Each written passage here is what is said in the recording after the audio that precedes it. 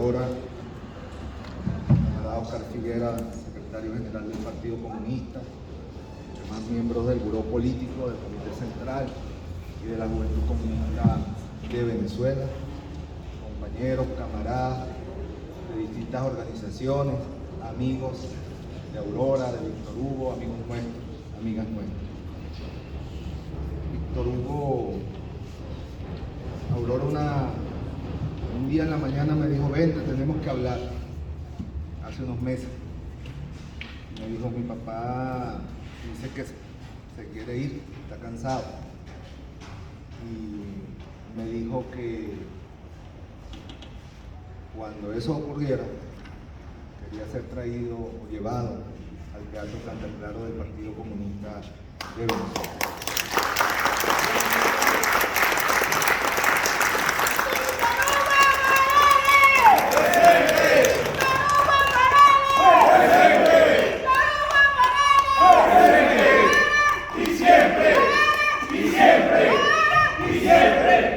Por eso estamos aquí,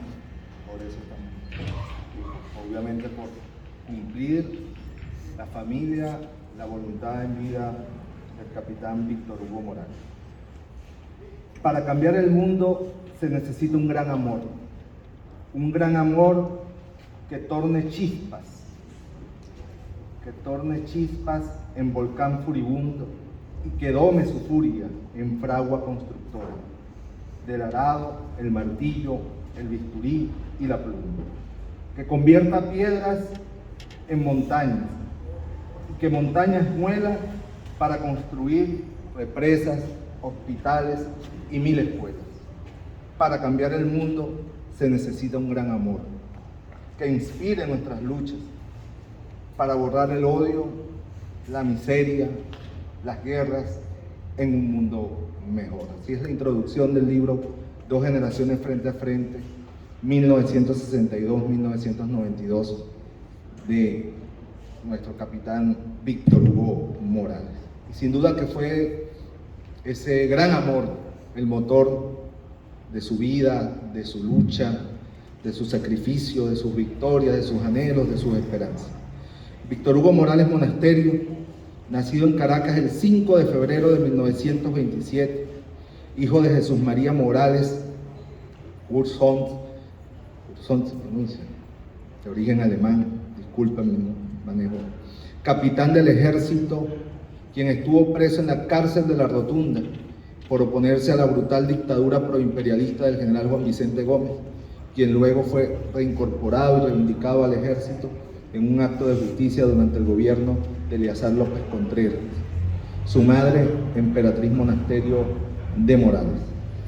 Casado con Aurora Avilán Montiel, fallecida hace poco más de un año, padre de Aurora Morales, Víctor Hugo Morales, abuelo de Daniel y Douglas, amigo de todos, leal siempre a sus camaradas. Como lo decía, estamos aquí cumpliendo su voluntad y por decisión de su familia. Nuestro capitán ingresó a la Escuela Naval de Venezuela en febrero de 1946. Por sus capacidades fue ascendido antes de tiempo en el segundo año a brigadier mayor y egresó como oficial en julio de 1949. Recordemos el contexto. Eran los años de la llamada Revolución de Octubre, de la Constituyente del 47, de la elección y derrocamiento de Rómulo Gallegos, del asesinato del general Carlos Delgado Chalbaud, presidente de la Junta Militar de Gobierno que sucedió a Gallegos. Desde entonces ya se interesó por el acontecer político y plasmaba, según nos contó en varias oportunidades, sus opiniones políticas en las paredes de los baños de las distintas instalaciones en las cuales estudió y luego comenzó, y en otras donde comenzó a prestar su servicio como oficial. Tras el fraude electoral de 1952 y el paso abierto a la dictadura de Marcos Pérez Jiménez, incrementó su inconformidad con el acontecer político y social de Venezuela. Identificado como incómodo, como ruidoso, comienza un largo proceso de viajes al exterior para mantenerlo alejado de las instalaciones militares y de la tropa. Viaja a Estados Unidos, a Francia, y finalmente vuelve en 1957 para sumarse a lo que ya era inevitable, la rebelión popular militar que ocurriría en enero de 1958.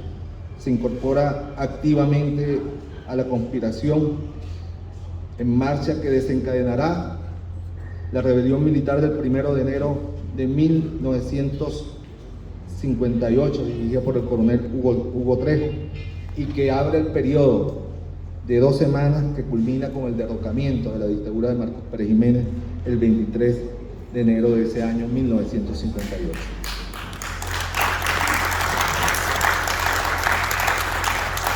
Algo que le escribí al camarada Víctor Hugo Morales cuando me enteré que pasó a otro plano.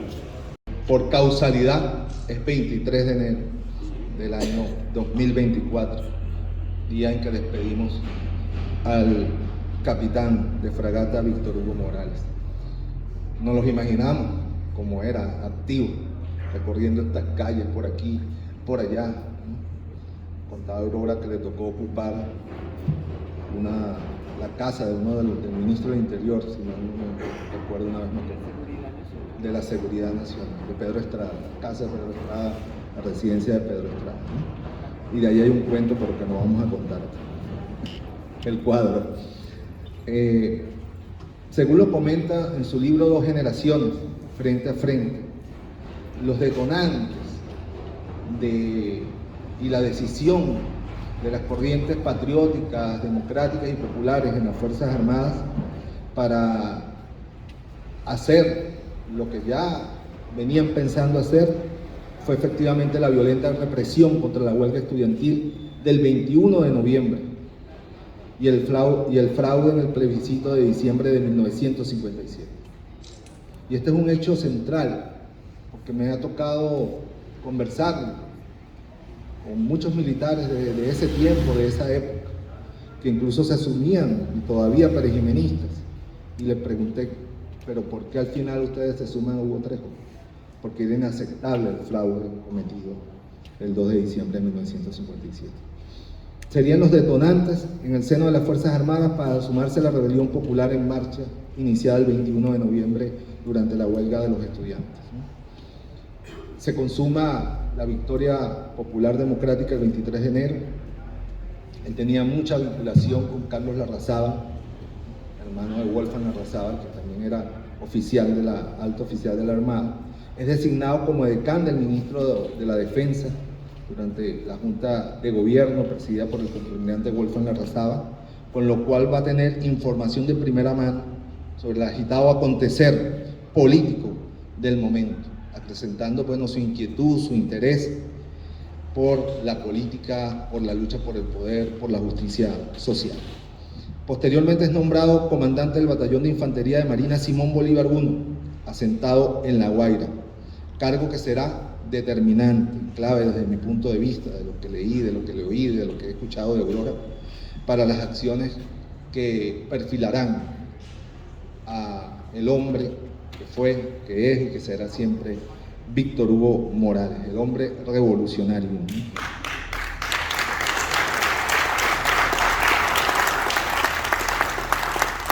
En 1961 el pueblo caraqueño de las principales ciudades se comienza a levantar por todos lados contra la traición al llamado espíritu del 23 de enero.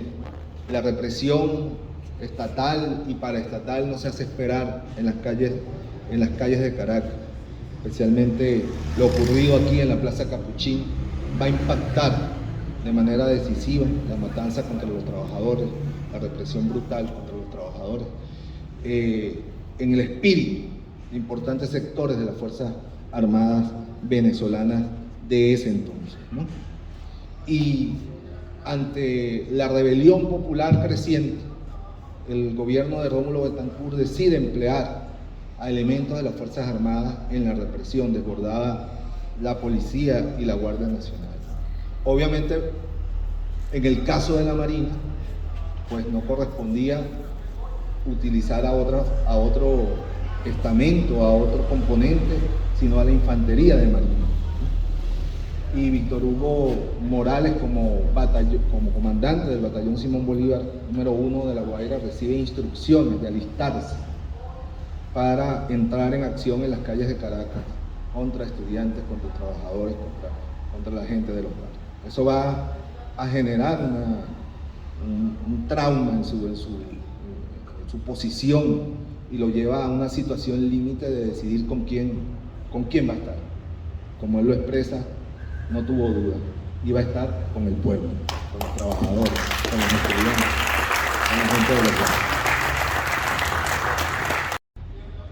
Había que subir a rodear la Universidad Central de Venezuela para, conjuntamente con otras fuerzas de los componentes de las Fuerzas Armadas, entrar a neutralizar una célula fidelocomunista, llamada Betancourt, y de chinos comunistas.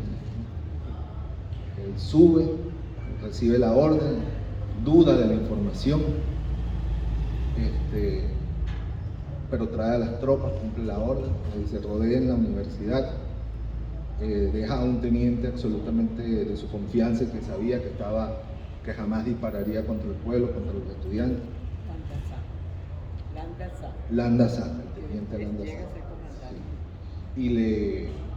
Y le expresa a sus tropas, a sus oficiales, que pase lo que pase, nadie dispare, porque allá adentro está el futuro de la patria.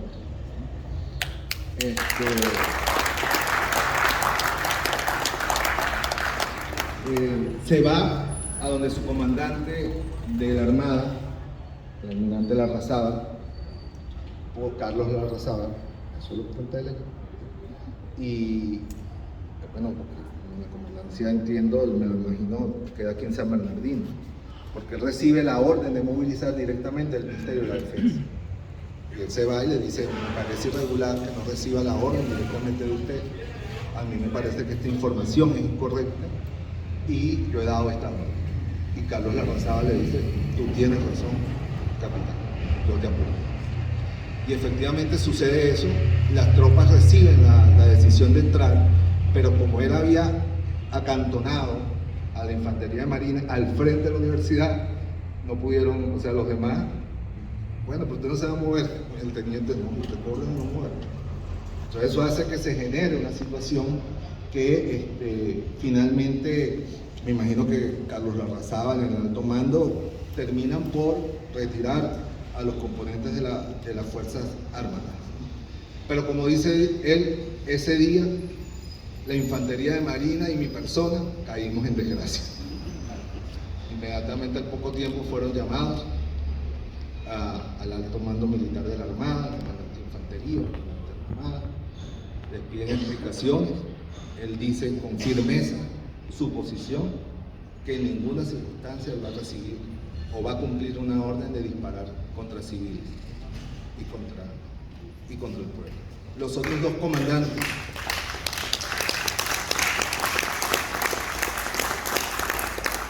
había sido llamado el comandante del batallón de infantería de Puerto Cabello, de Peyota y Jaldac, y el comandante del batallón de infantería de Carúpano, Molina, que luego va a liderizar el carupanazo.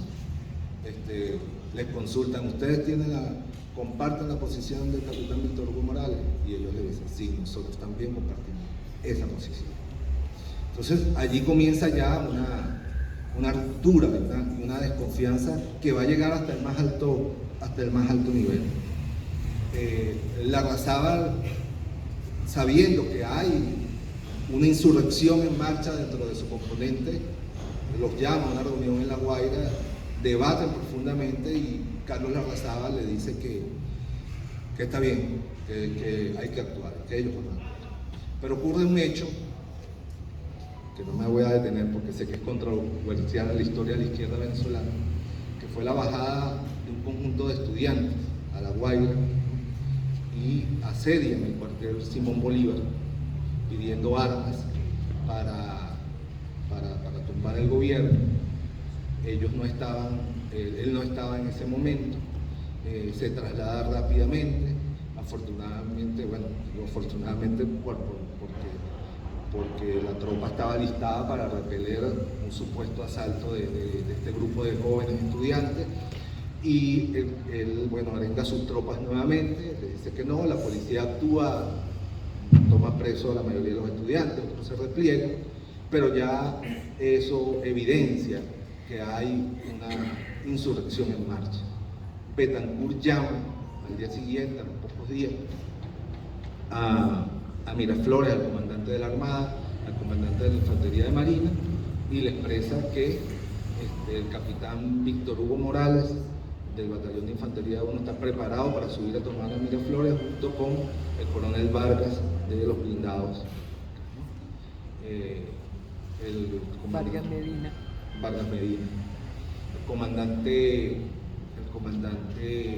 de la Armada le dice, pero es que además no solo es Morales, también es Taijaldá y también es Molina. Y el ministro de la Defensa lo corrige, no, Molina no.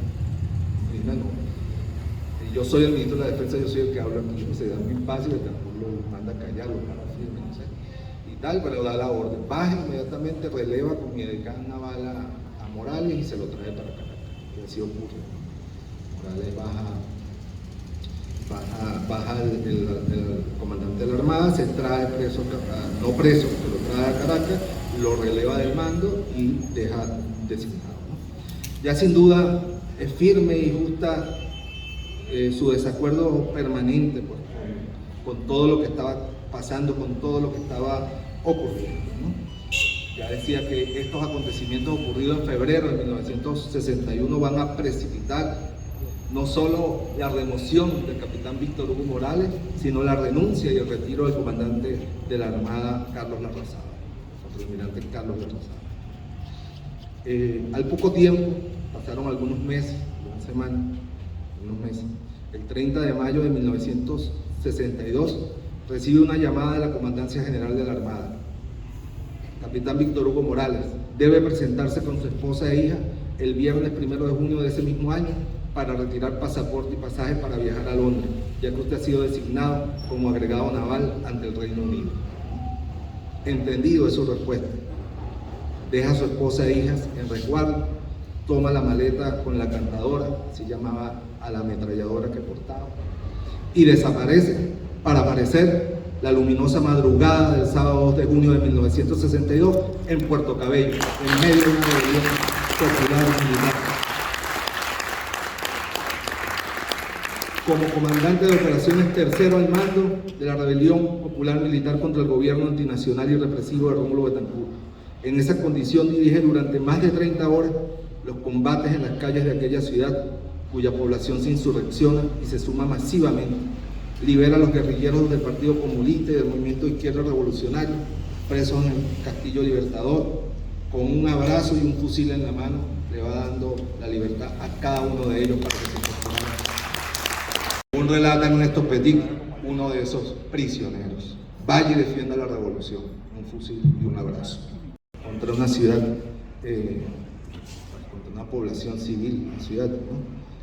La caballería blindada, las tradiciones, especialmente del comando de la Guardia Nacional que estaba comprometido con la insurrección, y también de otros oficiales de la Armada, van acabando con las posibilidades de victoria, y además la detención, una oleada represiva en distintas partes del país, porque la insurrección de Puerto Cabello iba a estar acompañada de otro conjunto de acciones militares en los distintos componentes, pero la mayoría de los implicados, según relata Víctor Hugo Morales en su libro, fueron capturados. Antes ya había ocurrido el carupanazo con Molina, que además es lo que impulsa definitivamente por lealtad, por compromiso, por solidaridad con sus compañeros, ¿no? Y batalla durante todos los días, va a buscar armas en el único buque que pudieron retener, porque los demás zarparon, son los que bombardean, retira de allí un conjunto de armas y municiones, pero ya había oficiales que habían estado prisioneros leales al régimen, y en una emboscada lo capturan y lo llevan ante el capitán de navío, ahora no recuerdo el nombre, que era el jefe de la escuadra, al cual ellos habían invitado a participar, Víctor Hugo lo reconoce como un hombre de honor, le dijo, yo no puedo participar, no voy a participar, no puedo participar, pero yo me quedo quieto. Siendo la máxima autoridad militar en la ciudad, lo llevan ante él y es allí donde relata el relato del jefe de la escuadra leal al gobierno. En su respuesta fue que nunca lo haría, que su compromiso era resistir hasta morir.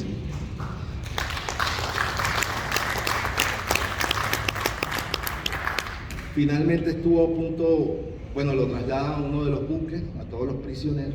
Allí se da un altercado, hay un oficial que lo quiere ejecutar, otros oficiales se oponen a esto. Finalmente pues no se produce la orden o el intento de ejecutarlo. Los trasladan a Valencia, a Puerto Carabobo, donde en un juicio sumarísimo los condenan a 30 años de prisión. De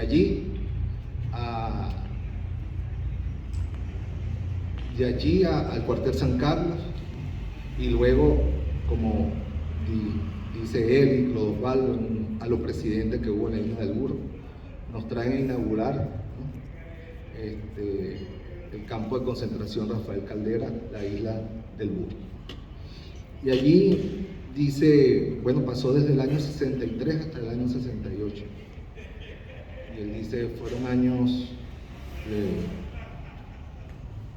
comandante Chávez le pregunta, ¿qué sentía? Bueno, salimos de la prisión sin rencor.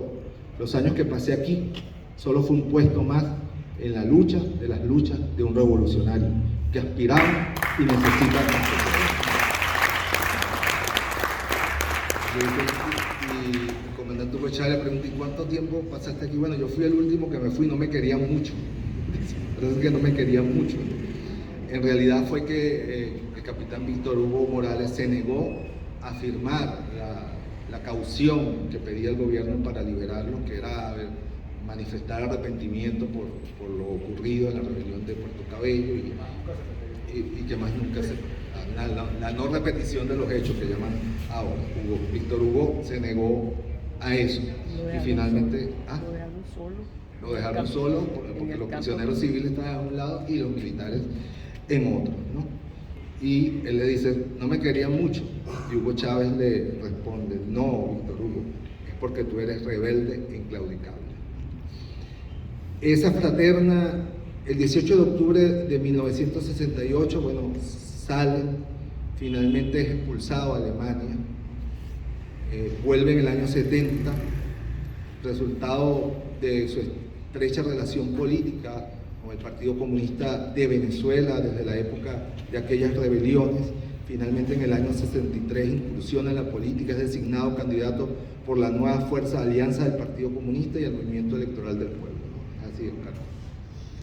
Esa fraterna y consciente relación del capitán con el Partido Comunista de Venezuela se mantuvo desde entonces hasta el final de su existencia, siendo su último acto político público el pasado año 2023 en la conmemoración del porteñazo realizado por el Comité Local del Partido Comunista de Venezuela en Puerto Cabello. Recuerdo que a los pocos días lo visité en su casa y me contó, me dijo, aquello fue glamoroso, luminoso.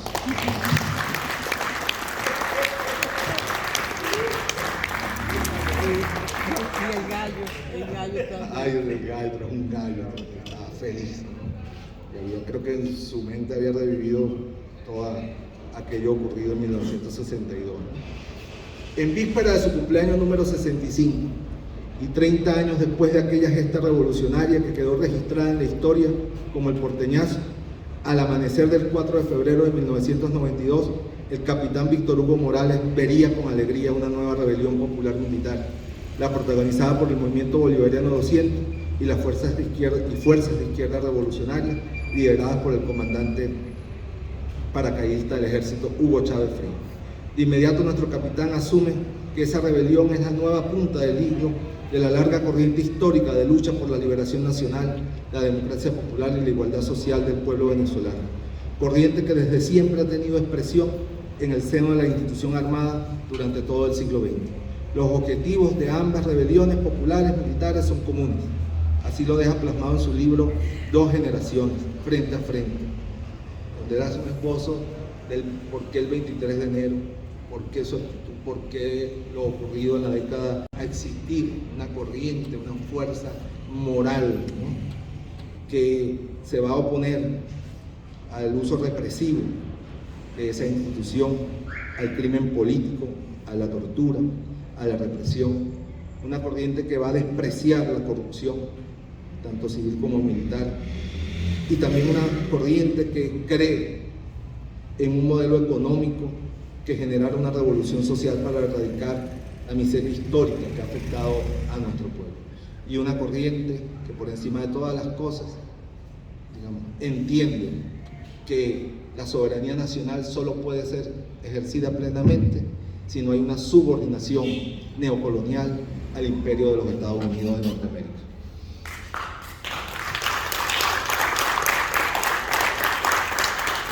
En consecuencia, se incorpora militar orgánicamente con el comandante Hugo Chávez, primero en el movimiento bolivariano 200, donde el comandante Chávez me invita a participar, y en la reunión él dice que le pone una condición: yo voy a entrar al movimiento bolivariano 200, pero con una condición. Y Chávez ya dice cuál, y le dice que no me llame más capitán, sino Víctor Hugo. Luego en el movimiento Quinta República y finalmente en el Partido Socialista Unido de Venezuela, sin abandonar ni renunciar nunca a su histórica y fraterna relación de amistad con el Partido Comunista de Venezuela.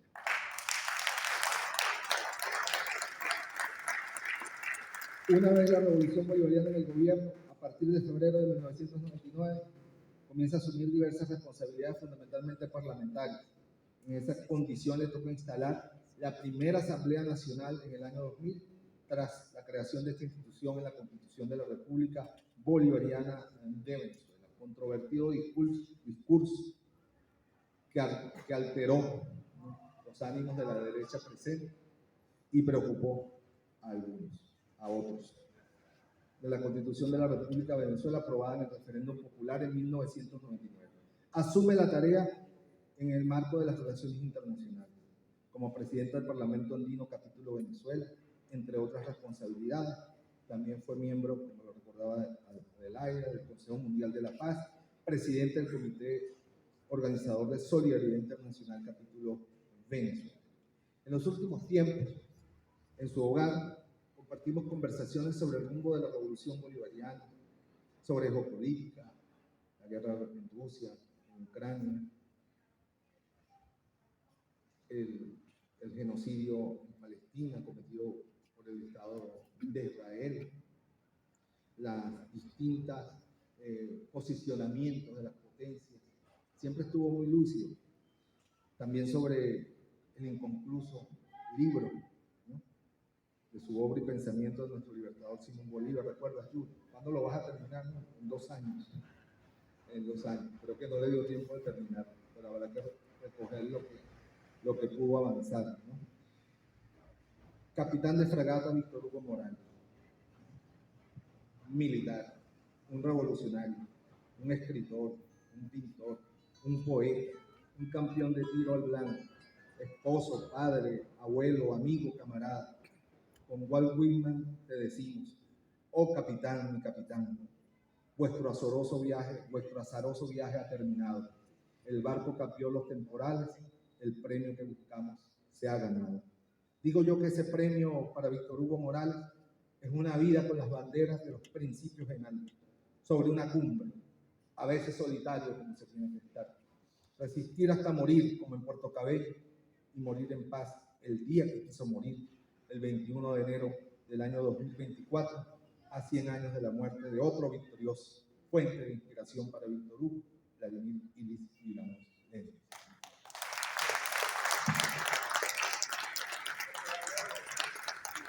Con gran amor, Víctor Hugo, con gran amor, Víctor Hugo, como dice el poema de su puño que leí al principio, contribuyó a seguir abriendo el camino de cambios hacia un mundo mejor. Hacia un mundo mejor. A nosotros y nosotras nos toca capear nuevos temporales. Aprendamos de su maestría para navegarlos y despejar el horizonte hacia un buen porvenir para la patria y para la causa humana. Capitán revolucionario Víctor Hugo Morales, que tengas buen viento y buena mar, como dicen los marinos, en tu viaje a la eternidad. Capitán Víctor Hugo Morales Monasterio, presente. Presente. Presente.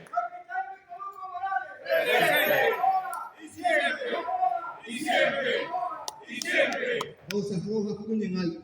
Le prometemos seguir luchando por la alborada de una patria libre y una sociedad auténticamente humana, que no puede ser otra que una sociedad socialista. Hasta la victoria siempre, valiente capitán.